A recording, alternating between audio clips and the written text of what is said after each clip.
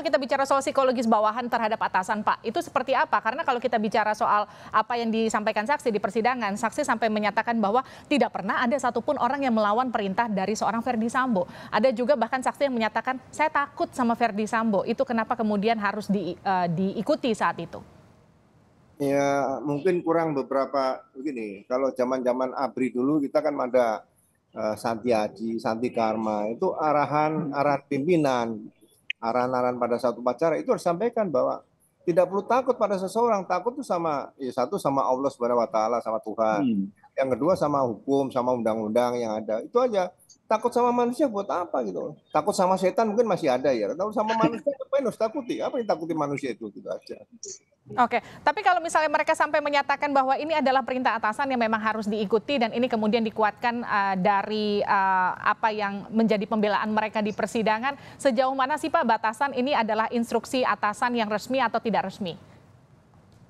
Ya, bagi saya instruksi manusia itu kebetulan jadi atasan kalau bertentangan dengan undang-undang atau hukum ya serasa nggak usah diikuti lah. Itu kan bisa ditolak. Jadi nggak usah takut risiko sanksi. Saya aja waktu Kapolda Sulawesi Tengah dicopot juga itu risiko nggak ada masalah, bisa sampai bintang 3 Wakapolri kok. Itu aja. Oke, artinya seharusnya ada perlawanan yang bisa dilakukan seorang anak buah jika memang instruksinya itu melawan hukum begitu kira-kira ya Pak? Ya, cuma secara etis lah, mohon izin Pak, kami tidak bisa laksanakan.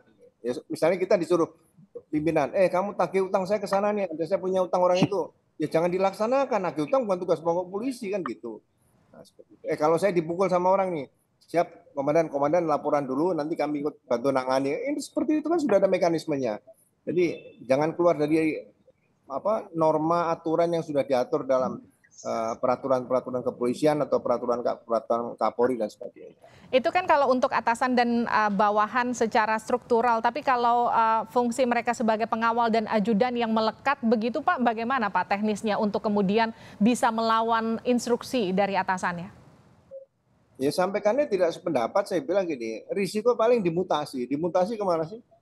Ya kalau Indonesia kan dimutasi nggak mungkin keluar Indonesia, ya kan? Kecuali jadi atasan kepolisian. Ya, jadi ya selalu ditanamkan dalam pendidikan pembentukan polisi bahwa perintah atasan itu tidak harus dilaksanakan. Sama dengan Satya Prabu di Catur Prastya itu ya. Satya Prabu itu setia kepada negara dan pimpinan negara. Pimpinan negara siapa ya? Presiden, pimpinan negara loh ya. Beda dengan pimpinan pemerintah misalnya gitu. Harus disampaikan pimpinan negara itu ya harus diikuti gitu. Sebagai pimpinan negara sekali lagi ya saya katakan.